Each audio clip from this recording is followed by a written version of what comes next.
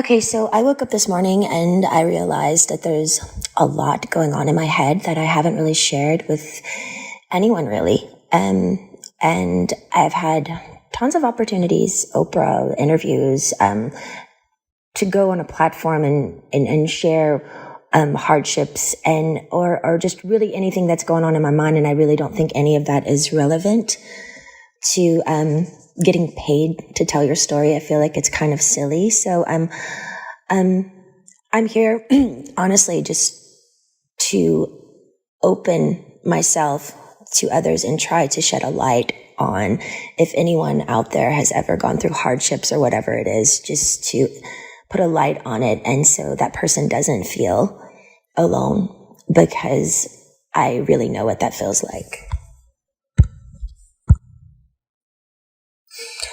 I haven't honestly shared this openly too as well, because I've always been scared of the judgment and definitely the embarrassment of the whole thing, period, and the skepticism and the cynical people of what and their opinions of what people would actually think. I do think I'm in a place now where I'm a little bit more confident that I can be willing to share openly my thoughts and what I've been through, because I haven't really had that outlet to share completely openly for so long, just scared of judgments, thoughts of other people and what they think or what they may say. And I think it's crucial for my heart and my head to be able to speak openly about it as if anyone else would. Well, the actual conservatorship actually started, I think, 15 to 16 years ago. I was 25 when it started. I was extremely young.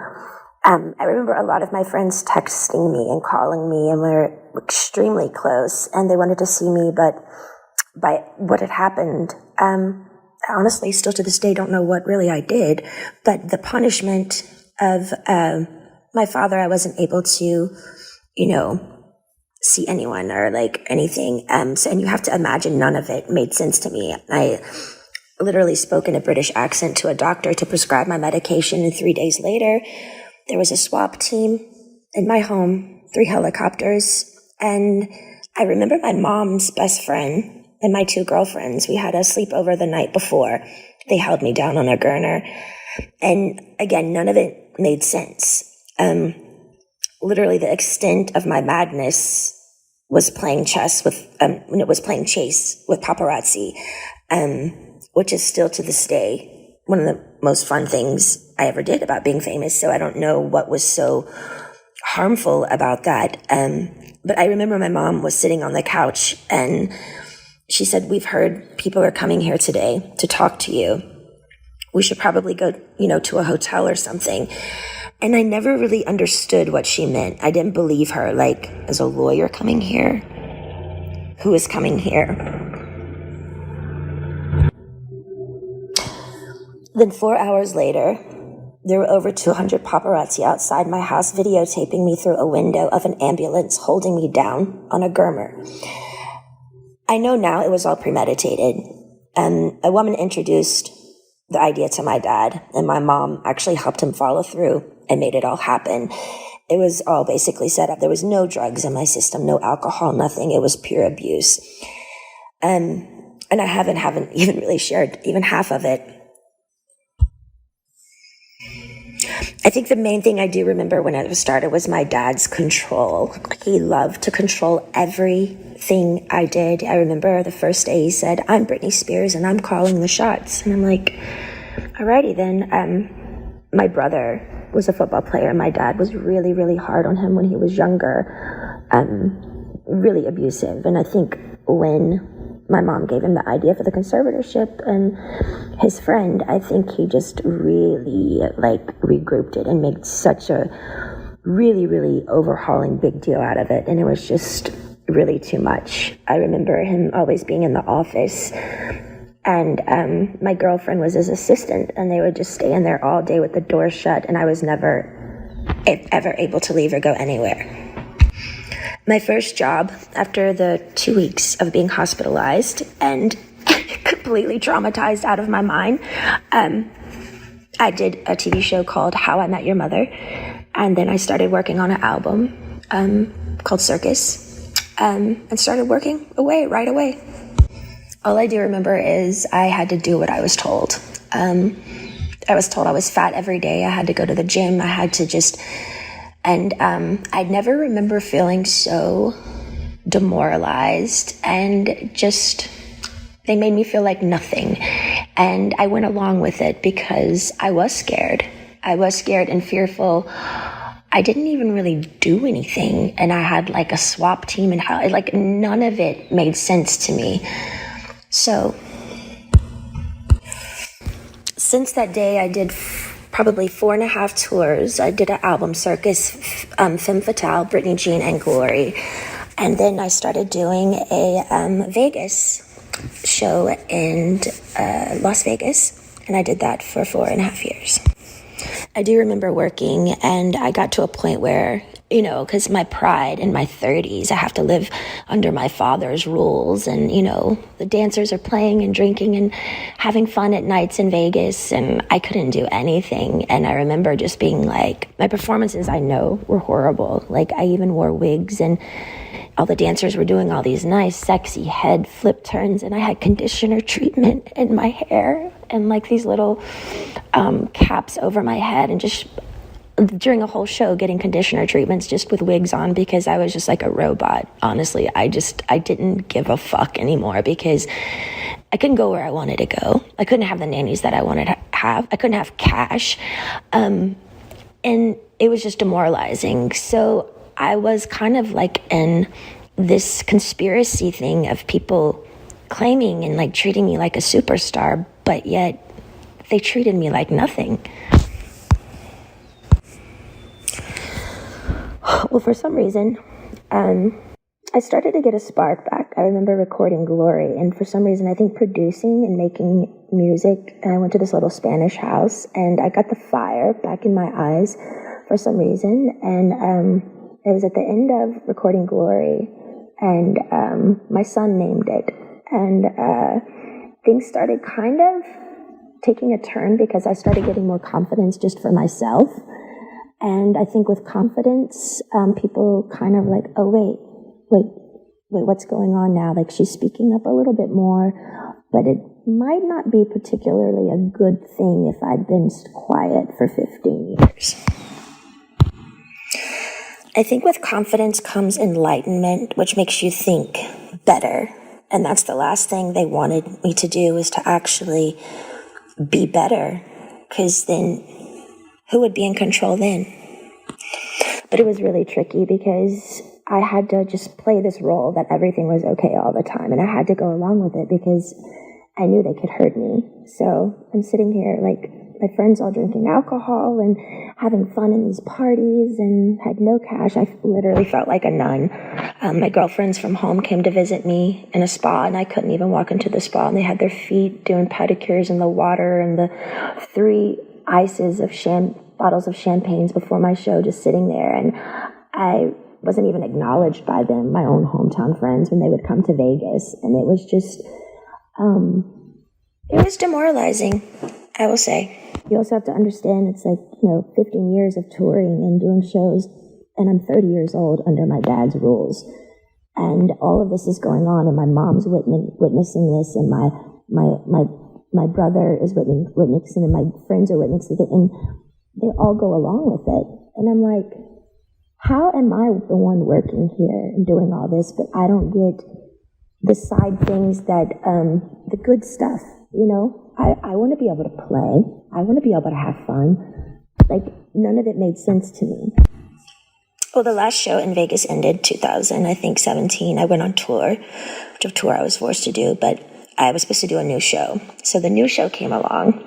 I rehearsed, I think, maybe 4 days ago. I don't really remember, but I went to one of the rehearsals and I said no to a dance move. I was like, no, can we do that? I don't want to do this. And then I just remember everything got really weird and quiet, and all the directors and producers went in the back room and just spoke.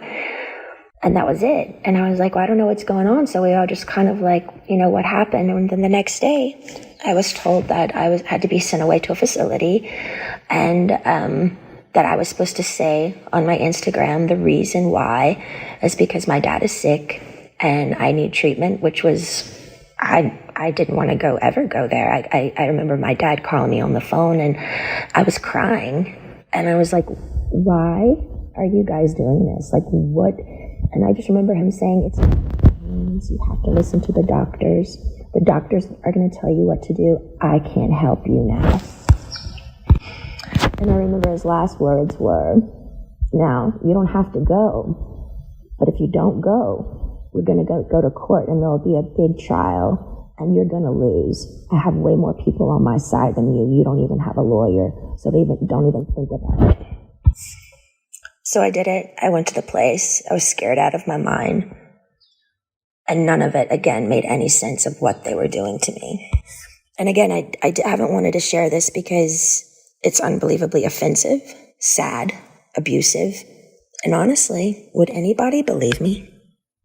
I remember the main thing of when I was in that place that my heart felt like it was frozen, like it was stuck inside. And I wanted to scream and I wanted to get out.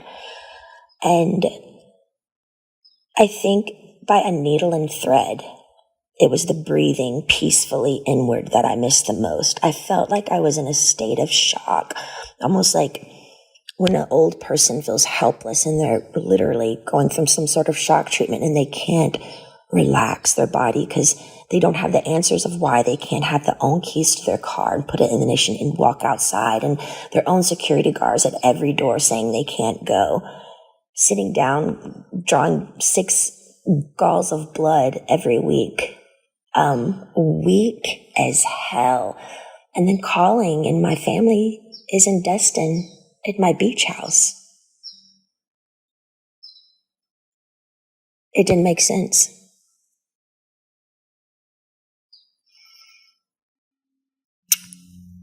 The main thing I to this day, I kind of stopped believing in God at that time because I didn't know how they could have 40 people leave my house a day and me work from 8 to 6 at night. Be seen changed every time I changed in the shower. No privacy, no door, nothing. How did they get away with it? And what the fuck did I do to deserve that? I couldn't even smoke cigarettes. People on death row can smoke cigarettes. I missed my AA meetings. Although I was kind of forced to go to AA, and I'm not even alcoholic, I actually enjoyed it because I thought the people were brilliant. They shared their stories just to share their story, and in a circle of women and men who just are trying to be better people and trying to touch other people. I missed my AA meetings. I couldn't go in. I couldn't have the keys to my car, no cash, no cigarettes, no door for privacy. It changed me, watched me change naked every day. I did work 7 days a week. No weekends were off. They monitored what I ate. From 8 to 6, I work. Sometimes at 9 o'clock, I'd be able to watch a movie. Finally, the owner of the whole facility that I was always texting to try to be able to go somewhere, just get out of the house, that place somehow, he had to let me go because the Free Britney campaign came out. With all the pink t-shirts. I saw it on a lot of the morning shows, and people by word of mouth, and I think just by my fans knowing by heart that something was up. I remember one of the guys were on an interview on the street, and he said, you know what, I could be totally wrong, and if I'm wrong, I'll be really, really embarrassed, and I'll just go have a drink somewhere. He said, but I do feel like they're doing something to her right now, and I'm not surely what it is, but that's what my heart says. But the whole thing that made it really confusing for me is these people are on the street fighting for me, but my sister and my mother aren't doing anything. To me, it was like they secretly, honestly liked me being the bad one, like I was messed up, and they kind of just liked it that way. Otherwise, why weren't they outside my doorstep saying, baby girl, get in the car, let's go? I think that's the main thing that hurt me. I couldn't process how my family went along with it for so long. And I mean, almost half a year, you know? And their only response was, we didn't know.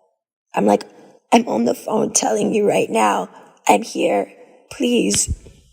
Eventually, by the grace of God and praying on my knees, I left the place. But I was still scared. I was really, really scared. And from then on, I had support. I needed a lot of support. And I found two really, really great people that would come to my house weekly and just help me with my mind, because I didn't understand all the therapy that I had to do there. But why have therapy when it's forced and in like a militant, almost prison-like way that like is where you're not even all there? None of it made sense. Well, I think my strength grew because I didn't reach out to my dad anymore. They were playing the game of ball and twist of, she's going to come running back to us because, we've scared her and we're the bosses here. But I didn't. I just stalled and I stalled and I stalled and I stalled. And finally, I think they just knew I wasn't going back. And I finally got a lawyer. A wonderful friend finally got me a lawyer. And he really helped me through it. To me, the thing was, I think the trauma of all of it and just the whole thing together and going down to how much effort and work and heart I put in to what I did when I did work, even down to the details of how many rhinestones are going to be in my costume. And I cared so much. And they literally killed me. They threw me away. That's what I felt like my family threw me away. I was performing for like thousands of people at night in Vegas, the rush of being a performer, the laughter, the joy, the respect. I was shaking over 40 people's hands every night before a show, training weekly, 3 training sessions a week, AA meetings, therapy sessions. My dad literally, I was a machine. I was a fucking machine. Not even human. Almost. It was insane how hard I worked. And the one time I speak up and say no in rehearsals to a fucking dance move, they got pissed. I feel like the scare tactic and how badly they treated me in the end, I think they thought I was going to come begging back to work again because they thought, I needed them. Because they put me in an ignorant, scared state of mind to make me feel like I needed them. And if you don't do what we say, we're going to show you who's boss. I didn't play their game anymore. I got on my knees every day and I prayed. I held on like a needle and thread to some sort of existence because they had made me feel like nothing for so long. I knew in the deepest, deepest part of my core, I knew I'd done nothing wrong and I didn't deserve the way I'd been treated.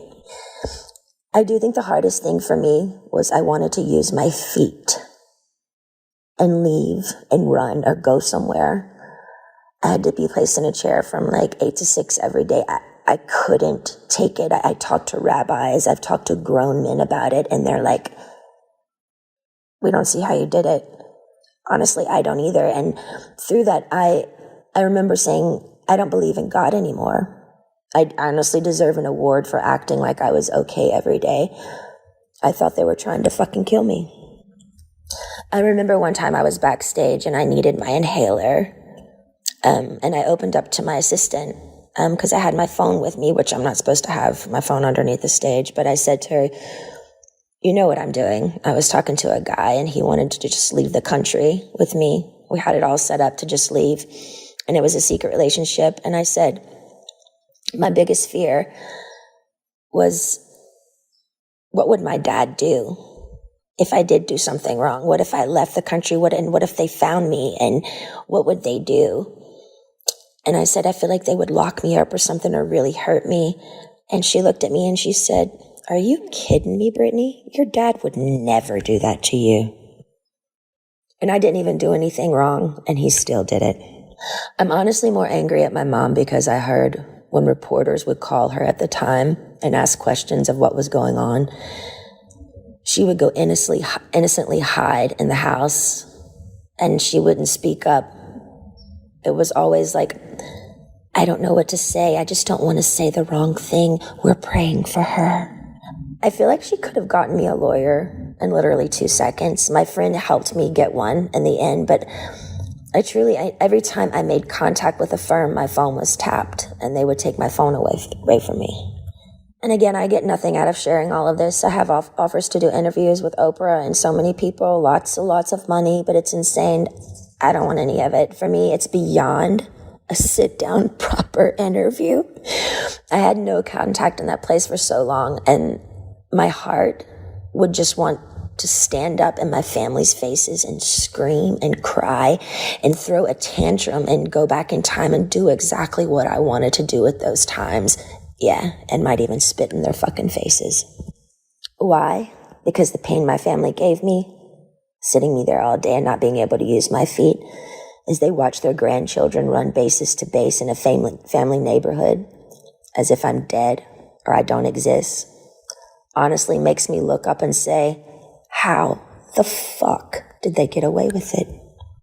How is there a God? Is there a God? Giving 8 galls of blood weekly, not being able to stand up. I was so weak. And my family's at my beach house. I was scared, broken. I'm sharing this because I want people to know I'm only human. I do feel victimized after these experiences. And how can I mend this if I don't talk about it? I have an amazing song right now with one of the most brilliant men of our time, and I'm so grateful. But if you're a weird introvert oddball like me, who feels alone a lot of the time, and you needed to hear a story like this today so you don't feel alone, know this, my life has been far from easy, and you're not alone.